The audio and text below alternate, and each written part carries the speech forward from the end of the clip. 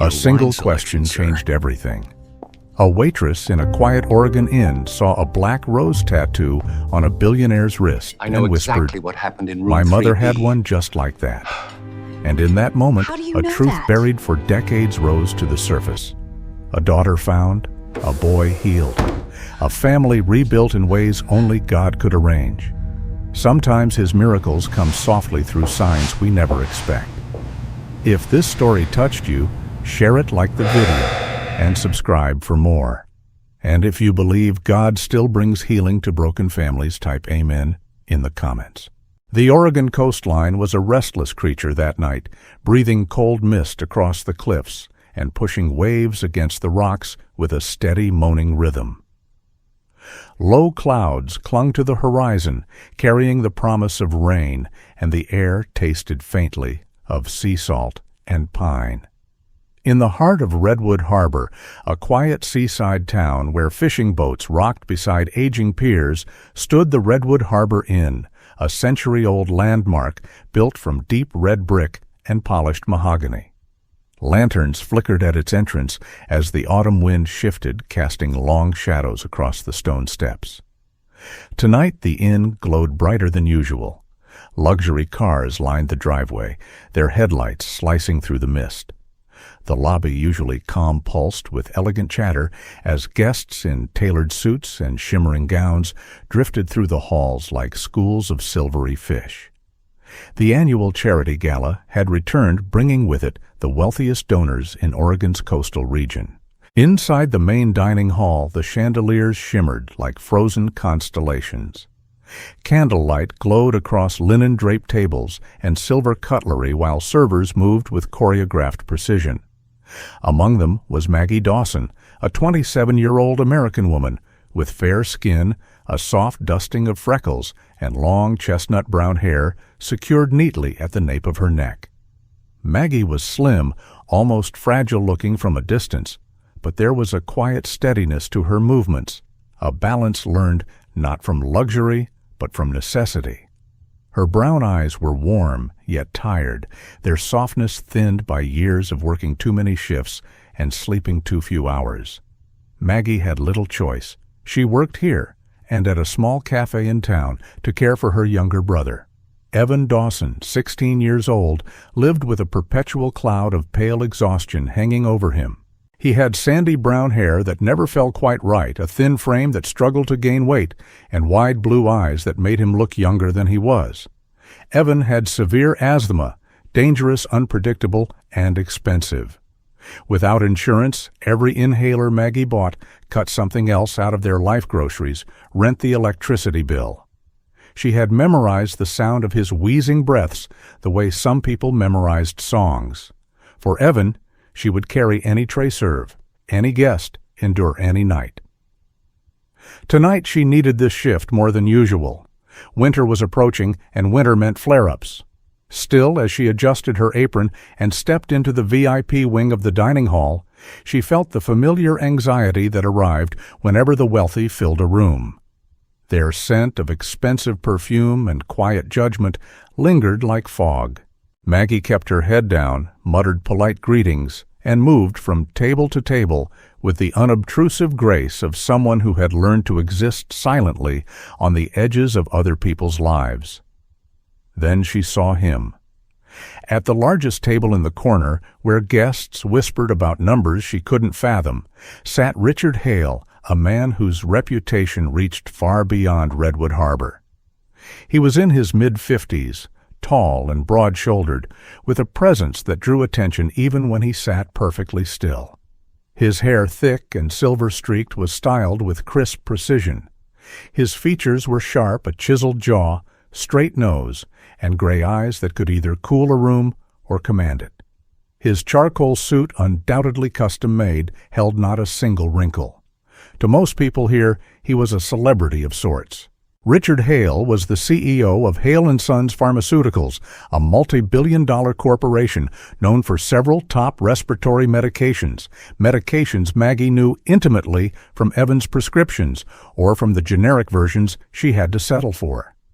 She wasn't supposed to look at him for too long. Carol, her supervisor, had warned her. VIP tables want efficiency, not conversation. Be invisible. But for a moment Maggie couldn't help but stare. There was something strange about seeing a man who lived in headlines sitting here in Redwood Harbor, sipping sparkling water and listening to the soft hum of ocean wind rattling the window panes.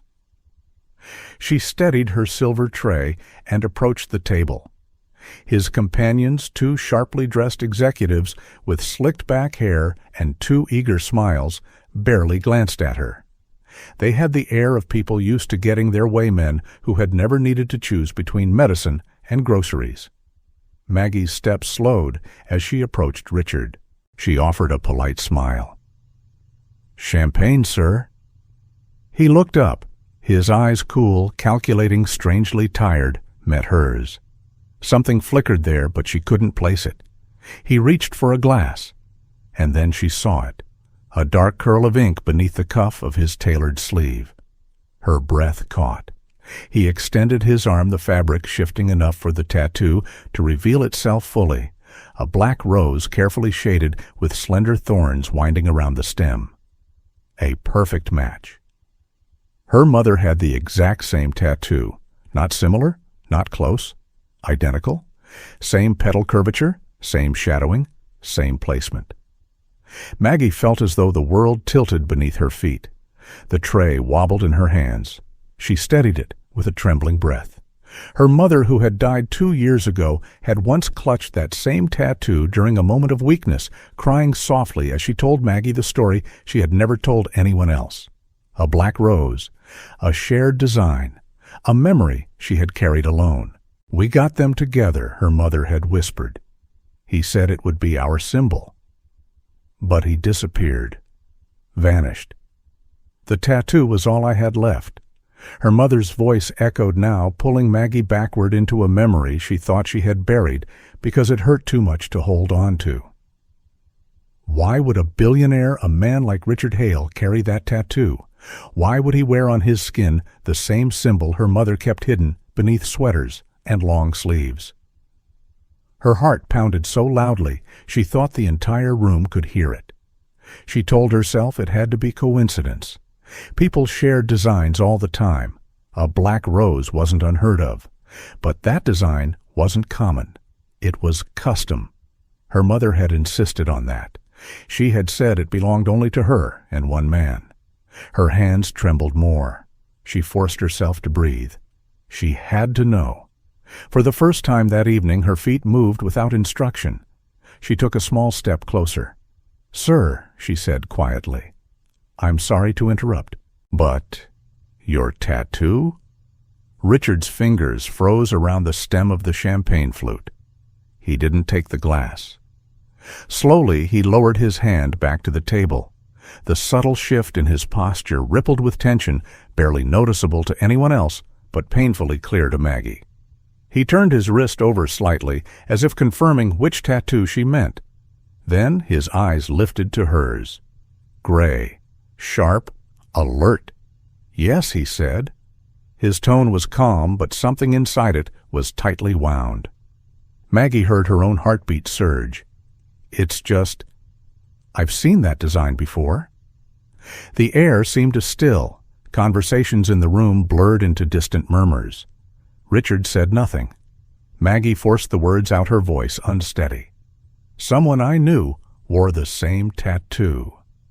For a split second, something cracked through Richard's expression like lightning flashing behind clouded glass. His jaw tightened. His eyes widened just a fraction. The color in his face drained. Not completely, but enough. Enough for her to know this wasn't coincidence. Enough for her to feel the ground shift beneath everything she thought she understood. Enough for her to realize she had just stepped into something far bigger than she imagined. Richard Hale did not speak. He did not blink. He simply stared at her, pale and motionless, as though a ghost had walked up to his table and whispered his name. The chandeliers overhead flickered as if reacting to the shift in the room, the way tension settled like a dense fog around the VIP table. Maggie stood frozen, the tray trembling faintly in her hands, while Richard Hale's gray eyes drilled into hers with an intensity she had never experienced. His jaw clenched, color draining from his face as though some door buried deep inside his memory had been forced open. For a long, suffocating moment, neither of them moved. Then Richard rose to his feet. Not abruptly, not with anger, but with a slow, deliberate steadiness that made the air crackle. His two companions, a pair of sharply dressed executives known for their smug confidence, exchanged confused glances. One of them, Harold Byrne, a balding man in his early 60s with a pinched face and nervous habits, leaned closer and whispered, "Richard, is something wrong?" But Richard didn't answer. His posture was rigid, his expression an unreadable storm. He simply said, "Miss, follow me." His voice had changed, lower strained, almost fragile beneath the polished edges. Maggie blinked. "Sir, I'm working 5 minutes," he said, already walking toward the hallway leading out of the ballroom. "Now." Carol, the supervisor, shot Maggie a warning glare from across the room. But Maggie moved anyway. Her feet carried her without permission. Something about Richard's reaction, its rawness, its weight, left her unable to stay still. She followed him out of the Harborview room and into the quiet side corridor, where the music dulled and lantern-shaped sconces cast warm amber shadows along the walls. Richard stopped near a secluded alcove framed by plants and old maritime paintings. He turned to face her. "Say it," he said. "Tell me again." Maggie swallowed hard, her breath shaky. "I said that someone I knew had the same tattoo." "Who?" His voice scraped with urgency. Maggie hesitated only a moment. "My mother." Richard's throat bobbed, his gaze sharpened. What was her name? The storm outside pressed against the windows, thunder rumbling distantly, as if urging the truth forward. Maggie took a breath she felt in her bones. Her name was Laura Dawson. The world seemed to stop. Richard staggered back half a step, gripping the edge of a wooden console table, as if the ground beneath him had tilted. The mask of power he'd worn so effortlessly all night fractured. For the first time, he looked human, shaken, vulnerable, haunted. "Laura?" he whispered almost to himself. "No, it can't be. It can't." He pressed a hand to his forehead, closing his eyes tightly. Maggie felt fear coil in her stomach. "Sir, are you all right?" Richard dropped his hand, meeting her gaze with something fierce and devastated all at once. "Miss Dawson, your mother and I, we were together, in college." The words hit her with the force of a crashing wave. She couldn't breathe. "Together, how we were. In love." His voice cracked on the last word, deeply, before everything was taken out of our hands. He raked a shaking hand through his hair. Her family disapproved. Mine? His jaw tightened. Mine dictated my life like a corporate merger. They wanted my marriage to be useful, advantageous. And when they realized I had chosen someone who wasn't part of their world, they threatened everything.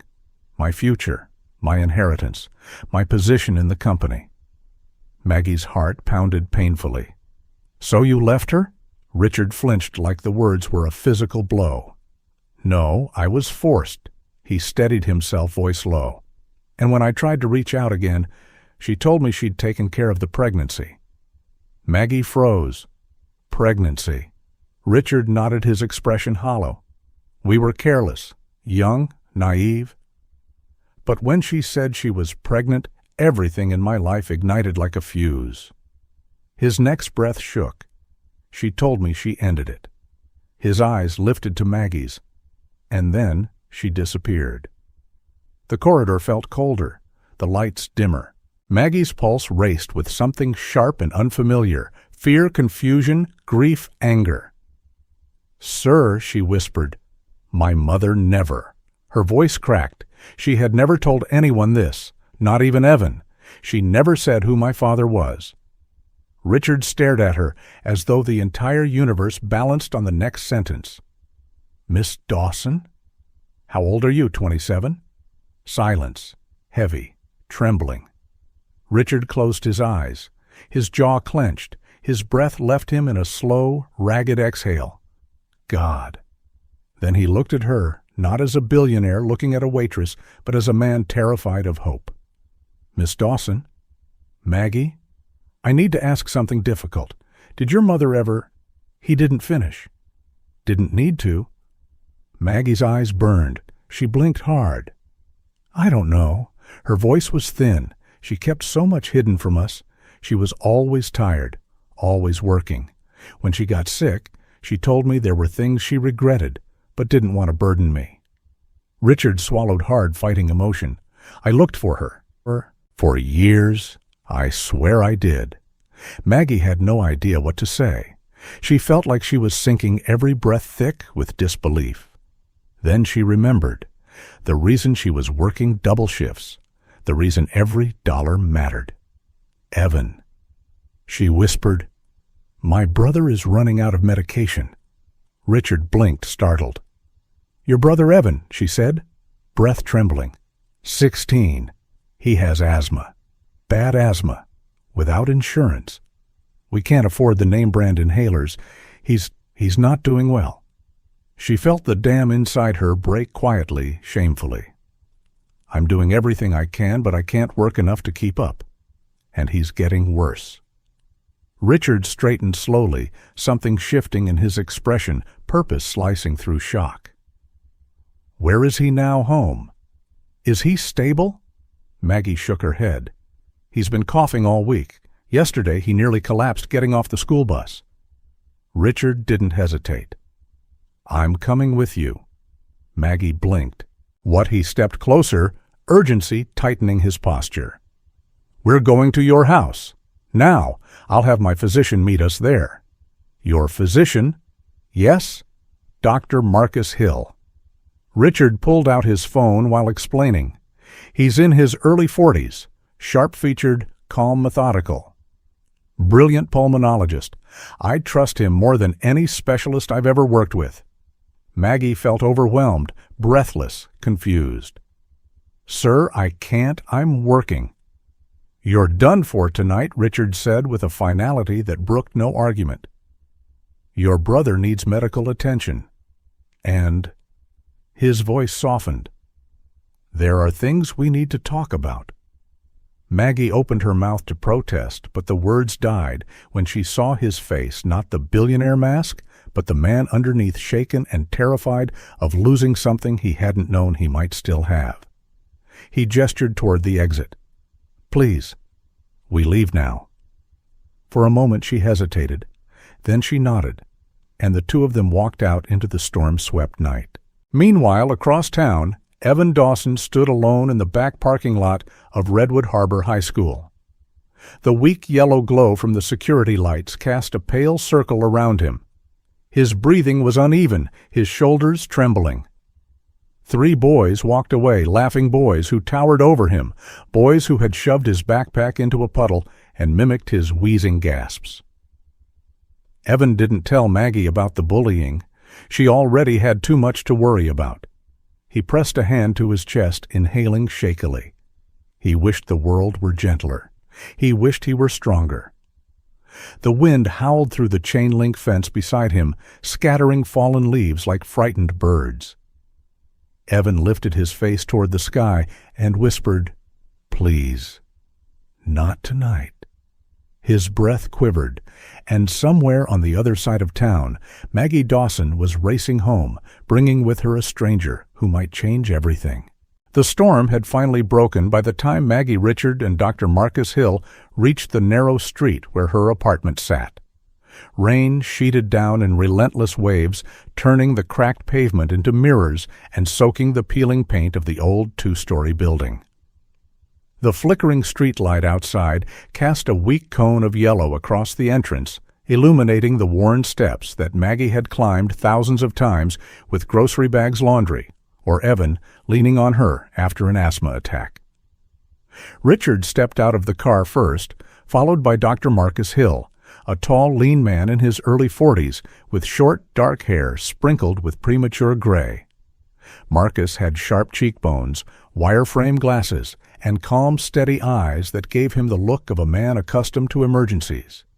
His posture was straight movements, purposeful, and his quiet confidence radiated off him in a way that made people instinctively trust him.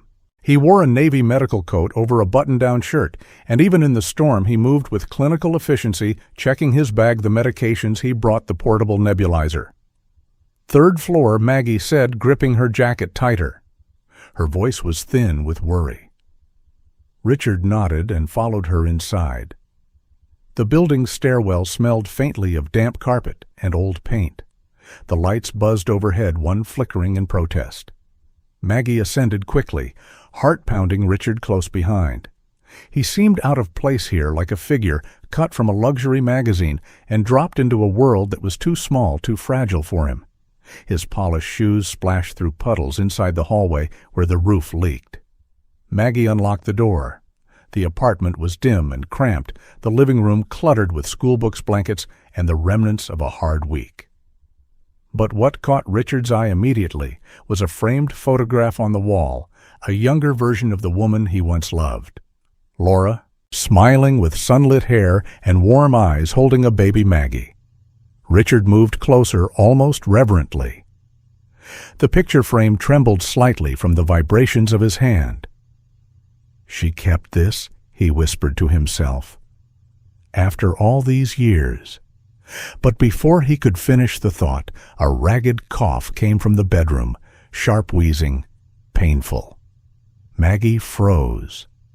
Evan. She rushed down the short hallway, and Richard followed fast, Marcus right behind them. Inside the small bedroom, Evan Dawson sat hunched on the edge of his mattress shoulders, tight fingers twisted in his blanket. His sandy hair clung to his forehead with sweat, and his lips had a faint bluish tinge. Each breath was a battle-shallow rapid pulse that whistled through narrowed airways.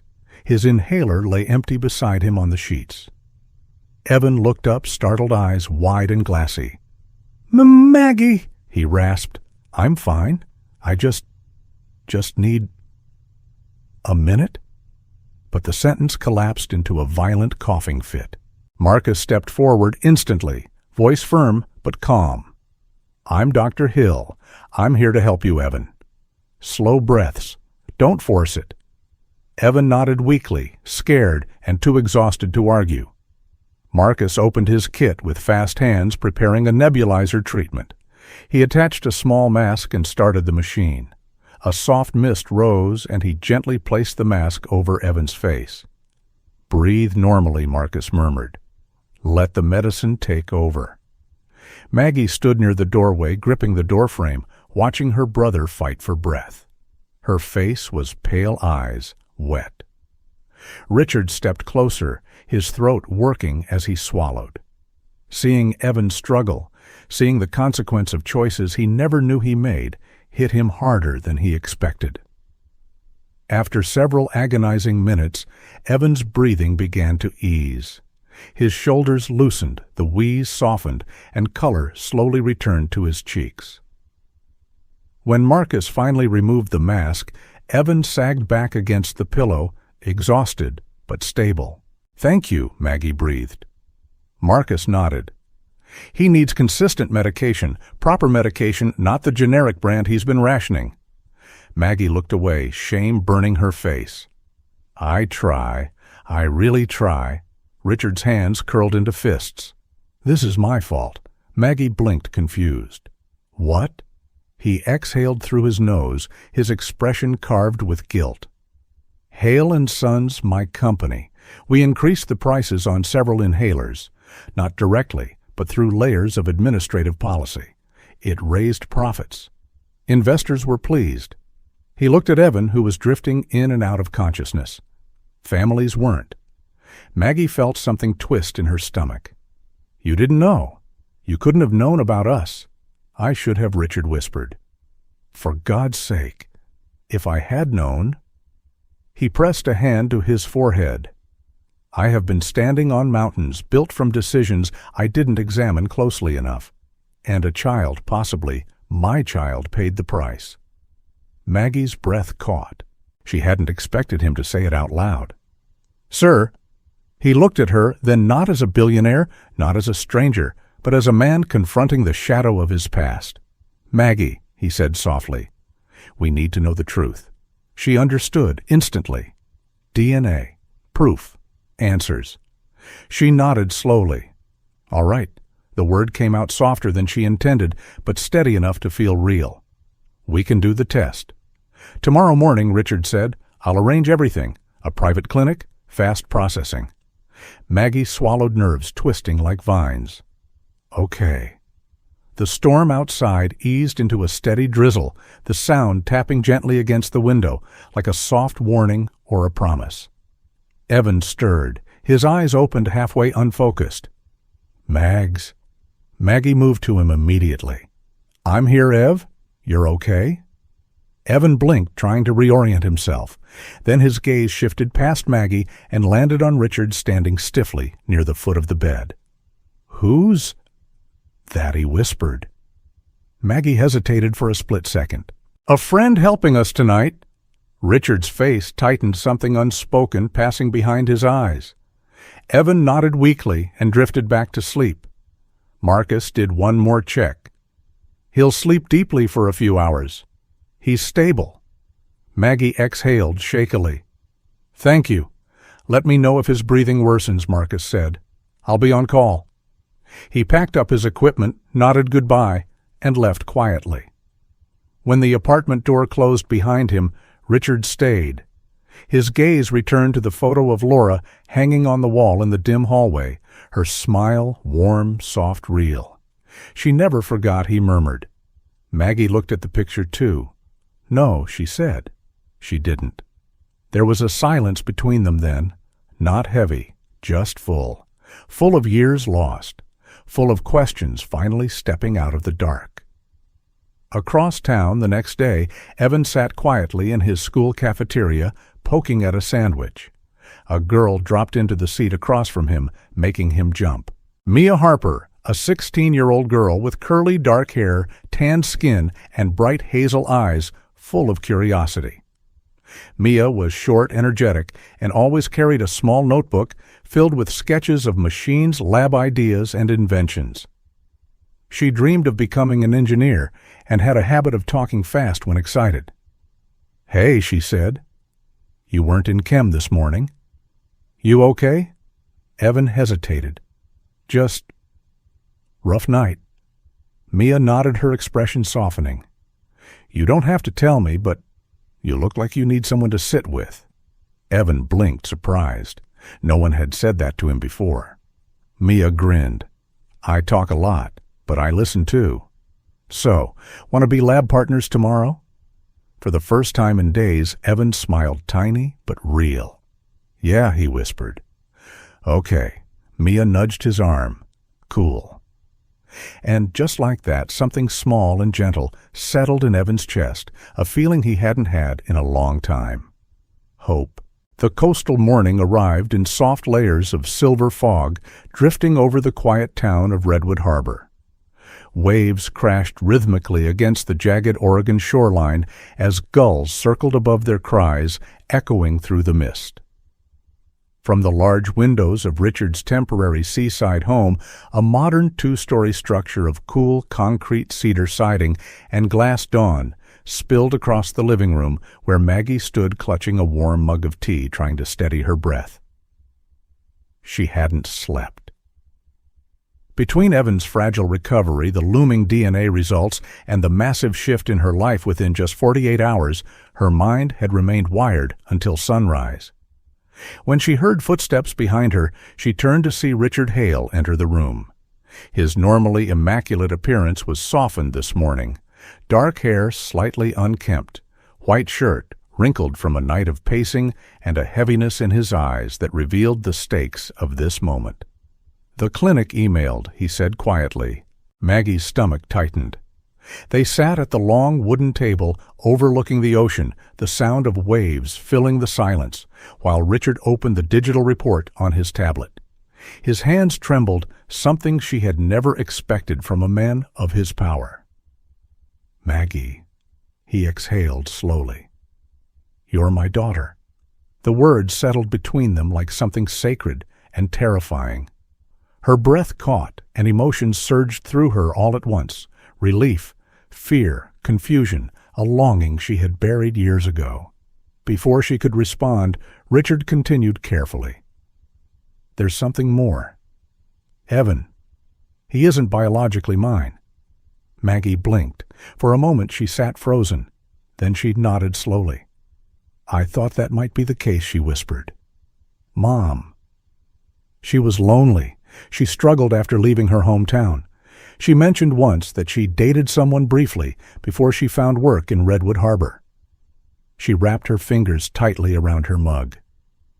"But Evan is my family, no matter what the test says." Richard leaned forward, voice firm. "He is mine too." Maggie looked up sharply. Richard held her gaze steel and sincerity woven together. "Evan is the younger brother of my daughter. Blood or not, he is part of our family. And I will do everything in my power to make sure he never struggles again." Maggie's throat tightened. For the first time since meeting him, she saw not a billionaire, but a man trying desperately to repair a life fractured by choices he made as a frightened young adult. Before she could speak, Evan shuffled into the living room, wrapped in a soft gray blanket. He looked better pale, but breathing easier. "Morning," he mumbled. Maggie rushed to him. "Hey, careful." Evan shrugged. "I'm fine. Dr. Hill said the new medicine will help a lot."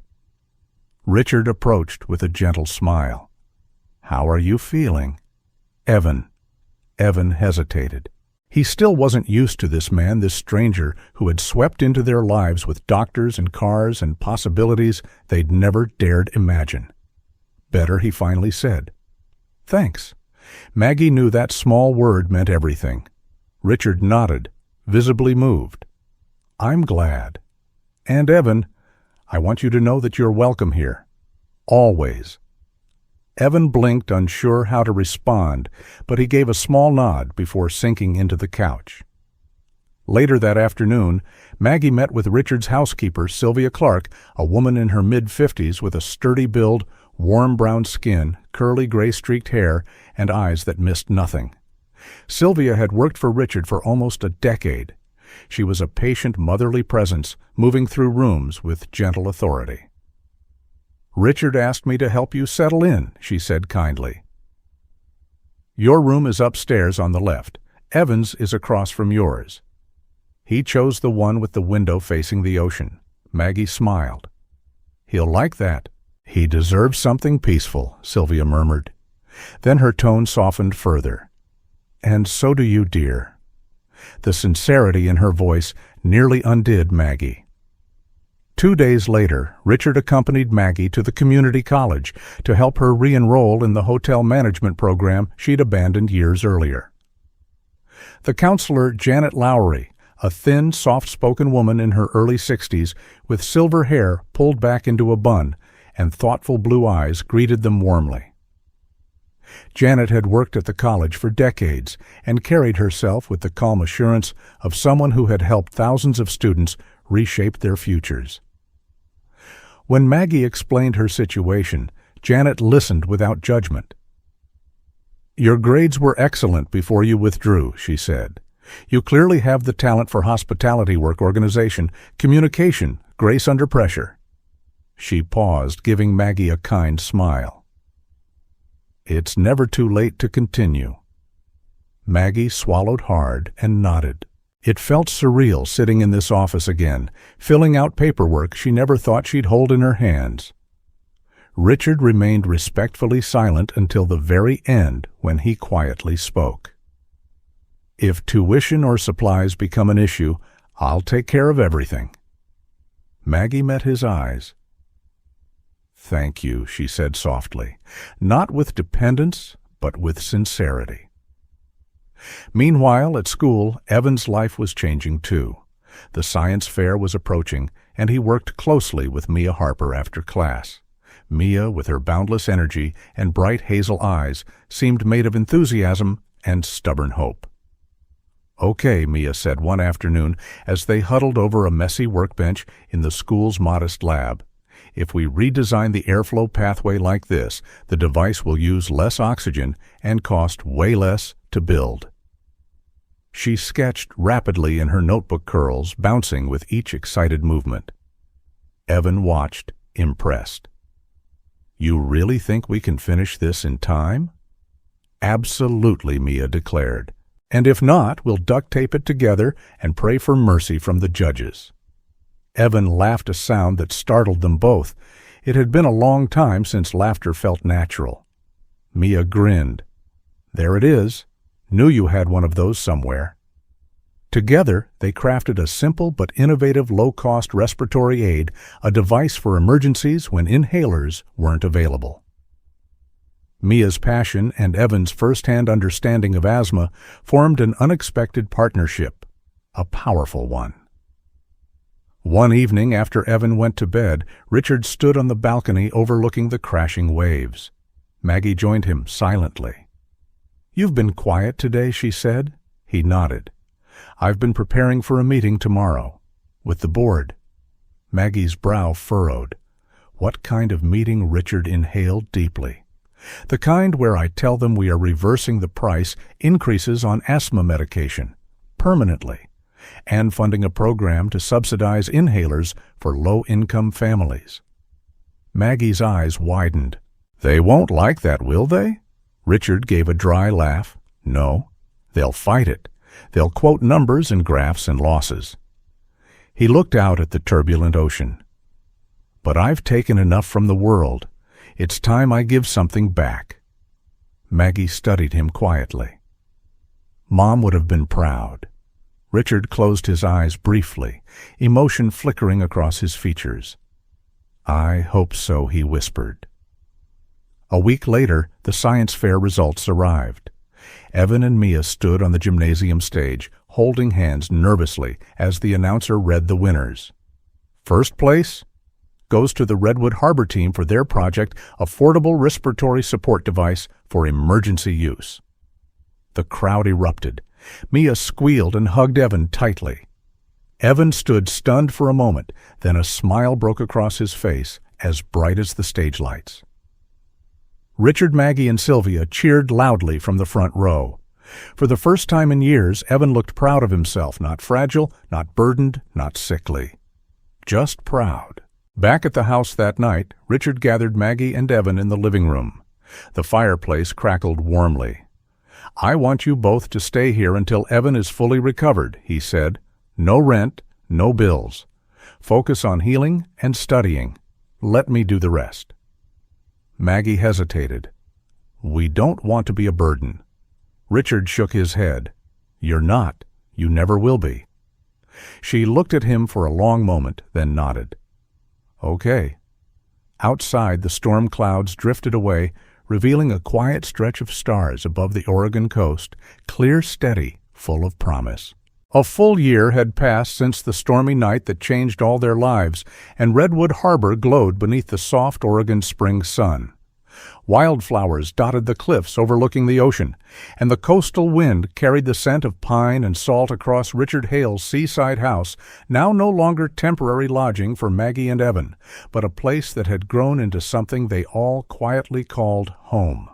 On a calm Thursday morning, Maggie Dawson stood at the balcony with her hair pulled into a neat bun, wearing the crisp uniform of a hotel management professional, white blouse, navy blazer, and tailored slacks. At 28, with her dark brown hair shining in the sunlight, and confidence she never had before, she looked like a woman who had rebuilt her life, piece by piece, and found her footing again. A soft knock came at her door. Sylvia Clark, the housekeeper, who had become something akin to family, stepped in. Sylvia wore her usual gray cardigan and soft-soled shoes, her graying curls tied back loosely. She had the warm, steady demeanor of someone who knew sorrow well, but learned to meet life with gentleness. "Big day today," Sylvia asked, her eyes kind. Maggie nodded, adjusting her blazer. I'm officially being promoted to restaurant manager next month. Richard says the board approved it after reviewing my internship and training. You earned it, Sylvia said warmly. That's not something anyone can hand you, not even him. Maggie smiled gratefully. She knew it was true. She had worked relentlessly late-night classes, early shifts, leadership exams, and today she stood on the edge of a future she once thought belonged only to other people. Downstairs, Evan sat at the kitchen table eating cereal while flipping through a science magazine. At 17 now, he looked healthier than ever, still slender, but no longer frail, with sandy blonde hair that fell naturally across his forehead and bright blue eyes brimming with curiosity. His asthma was under control thanks to proper medication, monthly checkups, and the structured plan Richard insisted on. You ready for your appointment, champ? Richard asked as he entered the kitchen. Richard, now 60, but looking younger since he stepped away from the corporate battlefield, wore a casual sweater, dark jeans, and the relaxed expression of a man who finally understood what mattered. Retirement suited him. He had traded endless meetings for morning walks along the beach, afternoons helping Evan with science experiments, and evenings restoring the old Dawson house. Evan nodded. Yeah? Dr. Hill said today we're checking lung capacity again. He grinned. I'm pretty sure I'll beat last month. That's the spirit, Richard said, patting his shoulder.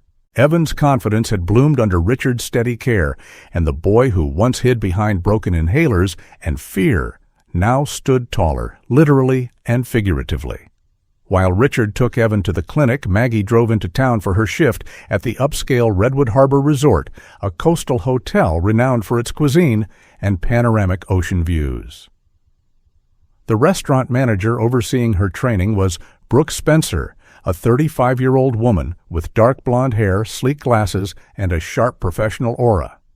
Brooke had angular cheekbones, polished attire, and the brisk efficiency of someone who thrived under pressure.